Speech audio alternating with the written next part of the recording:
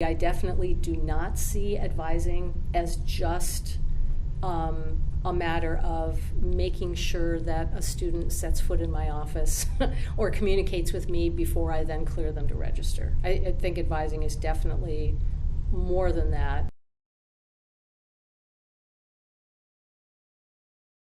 I think you can look at advising either as a chore or as an opportunity. And the more that I've done this, the more I've tried to treat it as an opportunity to really get to know students, to really listen to what's going on with them. I think it makes me a better teacher if I understand kind of what their life is like or what kinds of challenges they might be facing.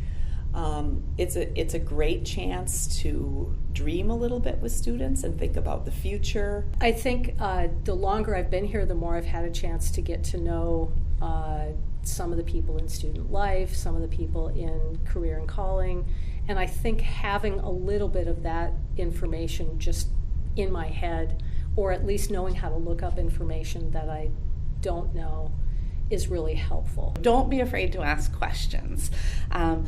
In my department, I started out by, I would be in the middle of an advising meeting and say, you know what, I'm going to check in next door and ask a colleague what they, if they have an answer to this question. So don't be afraid to tell the student, I'm not sure, but we'll get that answer. So don't be afraid to ask questions. Occasionally I have people come to me saying, I don't know how to find this. Well, I have done the same, especially as a newer faculty. Just ask. It saves you so much time, and although we do learn a lot by stumbling sometime in the world of academic advising, you don't necessarily have the time to find it all yourself. Ask someone to help you out. See advising as a benefit to your job. It's hard, it doesn't feel like that in October and March when we're really in the thick of a semester and then we have advising appointments on the same, at the same time. Because I send out my little link to the calendar really early, I spread my advising appointments out over about 3 weeks. And so I don't end up with a day where I'm seeing 10 advisees right in a row. And that, I think, makes a difference too. It doesn't burn you out quite as much. When the rush comes at the end, a lot of people are already taken care of.